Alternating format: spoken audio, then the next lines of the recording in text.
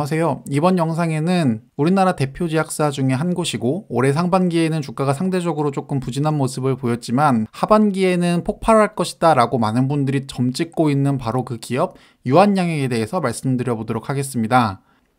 먼저 유한양행을 말씀드리기 앞서서 일본의 제약사들이 최근 20년 동안 어떤 흐름을 보여줬는지를 살펴볼 거고요. 그 흐름 속에서 가장 돋보이는 기업들은 어떤 공통점이 있는지 같이 한번 살펴보도록 하겠습니다. 그리고 그런 공통점들이 우리나라 제약 현황에서는 어떻게 적용되고 있는지 같이 한번 살펴볼 거고, 그 흐름 속에서 왜 유한양행이 돋보일 수밖에 없는지를 알아보도록 하겠습니다. 그리고 마지막에는 많은 투자자분들이 유한양행에 대해서 기대하는 내용들이 어떤 것들이 있는지, 그리고 애널리스트들이 생각하고 있는 적정 주가는 얼마가 되는지도 같이 한번 알아볼 테니까 이번 영상 끝까지 시청해 주시면 대단히 감사하겠습니다. 자, 그럼 먼저 일본의 바이오 산업이 최근에 20년 동안 어떤 흐름을 보여줬는지 같이 한번 알아보도록 할게요. 매출액 기준으로 글로벌 제약사 순위를 한번 살펴보면요, 1위부터 10위까지는 2000년대나 2020년대나 큰 차이가 없습니다. 다만 우리가 눈여겨볼 것은 2000년대 같은 경우에는 1위부터 30위까지 중에 무려 10개사가 일본 제약업체였다라는 점인데요. 아쉽게도 10년이 지난 2010년에는 10개의 일본 제약사가 8개로, 그리고 2020년 같은 경우에는 2개가 더 줄어서 1위부터 30위 안에 일본 제약사는 6개로 10년 단위로 계속 일본의 주요 제약사들이 글로벌 시장에서 점점 쇠퇴하고 있는 모습을 보여주고 있습니다.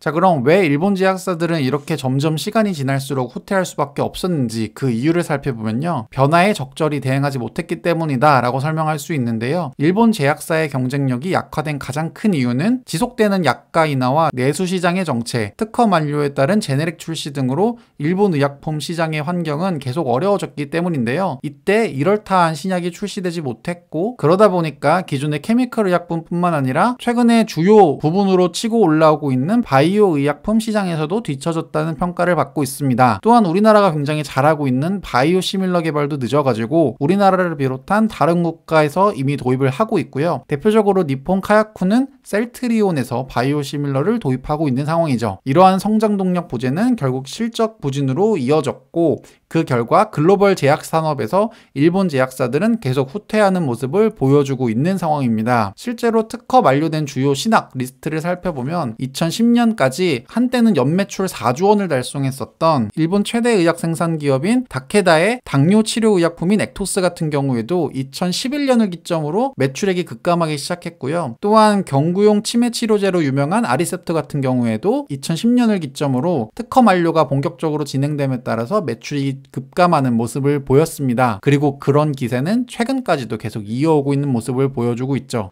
2020년 매출액 기준 의약품 순위를 살펴보더라도 1위부터 10위까지에 들어있는 유일한 일본 관련 의약품은 이제 BMS와 오노 약품이 공동으로 개발했었던 면역 항암제인 옵디보 정도만이 유일하게 들어가 있는 상황이다 라고 우리가 볼 수 있으니까, 현재 글로벌 시장 내에서 일본 제약사들은 예전의 영광을 찾지 못하고 있는 상황이다 라고 우리가 파악할 수 있는데요. 실제로 지난 20년간 일본 주요 제약사의 연평균 매출액 증가를 살펴보면 한 자릿수대를 넘지 못하고 있는 모습을 보여주고 있고요. 심지어 역성장하고 있는 회사도 간간히 보일 만큼 일본의 제약사들은 점점 어려운 길로 가고 있는 상황입니다. 자, 그런 와중에서도 유독 돋보이는 기업이 하나 있다면 바로 2000년에는 16위였었지만 2020년에는 11위까지 올라온 일본의 대표 기업인 다케다가 있을 거고요. 그리고 오늘 같이 알아볼 기업은 2020년 기준에 24위에 랭크된 다이이치 산쿄, 이 기업에 대해서 같이 한번 살펴보도록 할 건데요. 다케다는 많은 일본 제약 기업들이 지난 20년간 굉장히 힘들었음에도 불구하고 유일하게 계속 순위를 올리고 있는 상황이고, 다이이치 산쿄 같은 경우에도 최근 들어서 많은 관심을 받고 있다라고 우리가 생각할 수 있는데, 어떤 부분에서 공통점이 있는지 같이 한번 살펴보면요, 결국 두 기업 다 꾸준하게 기술 개발을 했다라는 점이에요. 실제로 다이이치 산쿄 같은 경우에는 ADC를 핵심 기술로 채택을 한 상황이고, 다케다 같은 경우에는 최근 많은 분들의 관심을 받고 있는 카티 부분에 많은 집중을 하고 있는 상황입니다. 먼저 다이이치 산쿄 같은 경우에는요, ADC 의약품 에너2를 개발해서 2019년 3월 글로벌 제약사인 아스트라제네카를 대상으로 무려 8조 원 규모의 대규모 기술 기술 이전 계약을 체결했고요. 계약금만 무려 1.5조 원에 달할 정도로 놀라운 퍼포먼스를 보였습니다. 2019년뿐만 아니라 바로 1년 뒤인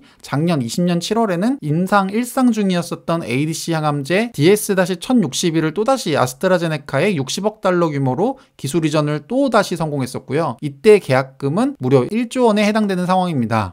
이렇게 놀라운 퍼포먼스를 계속 보여주다 보니까 당연히 다이치 산쿄 같은 경우에는 다른 일본 제약사들은 2016년 이후에 그렇게 주가 흐름에 변동이 없지만 다이치 산쿄 같은 경우에는 폭발적으로 최근 들어서 주가가 꾸준하게 올라가는 모습을 보여주고 있습니다. 주가뿐만 아니라 매출액 같은 경우에도 굉장히 희망적인 전망이 나오고 있는 상황인데요. 최근에 아스트라제네카를 대상으로 꾸준하게 기술 이전에 성공하는 모습을 보여주다 보니까 2021년 이후로는 폭발적으로 매출액 같은 경우에도 그렇고 영업이익률도 전반적으로 올라갈 것이다 라고 현재 전망을 하고 있다라는 점이죠. 그렇기 때문에 아까 우리가 살펴본 것처럼 폭발적인 주가 상승도 충분히 예상할 수 있는 상황이었습니다. 다이치 산쿄가 선택한 ADC 기술 시장 자체가 본격적으로 2021년부터 성장할 것이다 라고 현재 전망을 하고 있고요. 이 부분에서 다이치 산쿄가 의미 있는 기술 이전 계약을 계속 성공한 만큼 사람들의 많은 관심을 현재 받고 있는 상황이다 라고 우리가 생각할 수 있겠습니다. 다이치 산쿄 같은 경우에는 ADC였고 다케다 같은 경우에는 카티에 현재 집중을 많이 하고 있는데요. 일본 1위이며 글로벌 10위권 제약사인 다케다는 카티와 칸&K를 항암제 분야의 차세대 성장 동력으로 선택을 했고요. 개발 속도가 빠른 TAK-007은 2024년 출시가 현재 목표인 상황입니다. 지금까지 출시된 카티는 고형암이 아닌 혈액암 치료제고 타가 제품이 아닌 자가 제품이라는 점이 단점으로 꼽혀왔는데요. 최근에는 바이오텍 중심으로 고형암 타겟 카티와 타가 카티의 긍정적인 임상 데이터가 발표되고 있기에 2023년 이후에는 본격적으로 시장이 성장될 것이다 라고 현재 기대를 하고 있습니다. 최근에 2017년부터 본격적으로 길리어드라든지 BMS, 노바티스와 같은 글로벌 제약사에서 본격적으로 카티 기반 의약품들이 현재 많이 나오고 있는 상황이고요. 다케다 같은 경우에도 그 흐름에 편승해서 최근에 임상 2상 그리고 임상 1상을 진행 중인 파이프라인이 계속 진행되고 있다는 점도 다케다가 최근 들어서 꾸준하게 글로벌 제약 순위를 올리고 있는 가장 결정적인 이유라고 우리가 해석할 수 있겠습니다. 카티 같은 경우에도 아까 우리가 살펴본 ADC와 마찬가지로 2021년부터는 폭발적으로 성장할 것이다 라고 현재 기대되고 있는 매력적인 시장 중에 하나입니다. 즉, 이 점에서 우리가 살펴보고 싶은 점은 다케다 같은 경우에도 그리고 다이치 산쿄 같은 경우에도 전반적으로 일본 제약 산업이 어려웠던 그 기간에도 꾸준하게 기술 관련 투자를 집중적으로 이행을 했고 관련된 퍼포먼스를 보임에 따라서 침체된 일본 제약 산업의 군계일학의 역할을 할 수 있었다라는 결론에 다다를 수 있습니다.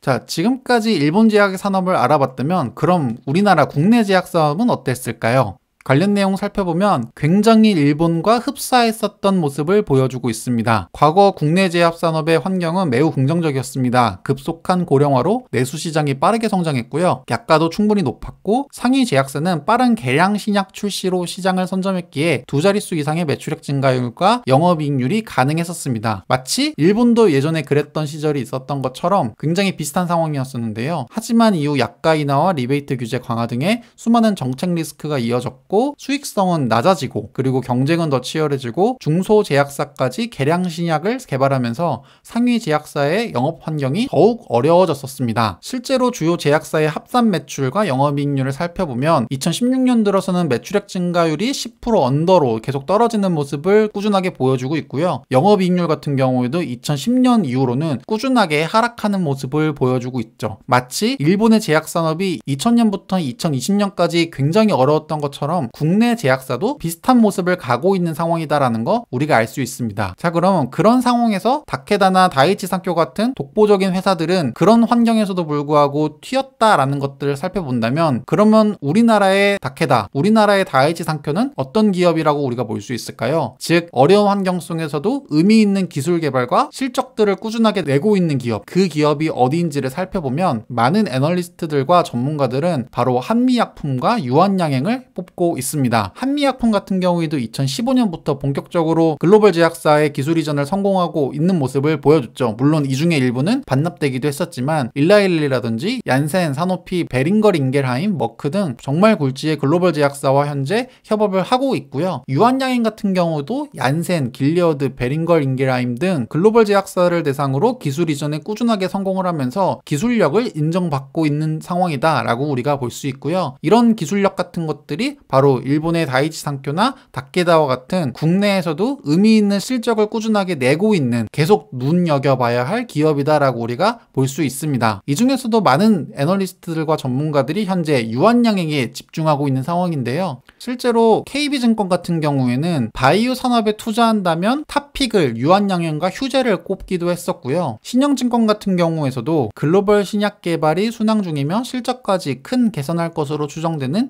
유한양행을 최선호주로 추천하고 있는 상황입니다. 그뿐만 아니라 미래에셋증권 같은 경우에도 바이오 종목에 투자할 거라면 유한양행과 셀트리온을 탑픽으로 선정할 만큼 유한양행에 대한 애널리스트들의 의견은 굉장히 우호적인 편입니다. 심지어 올해 7월 KB증권의 추천 종목을 살펴보면요. 7월에는 건강관리와 소프트웨어, 하드웨어, 가전 쪽에 비중 확대를 말했었고 반대로 비중 축소 업종 같은 경우에는 기계, 운송, 유틸리티를 선정을 했었는데요. 건강관리 부분에서는 삼성바이오로직스와 유한양행을 추천할 정도로 유한양행을 지금 다시 봐야 한다라는 의견들이 꾸준하게 나오고 있는 상황입니다. 자, 그럼 최근에 왜 많은 애널리스트들이 유한양행에 집중을 하고 있는 것일까요?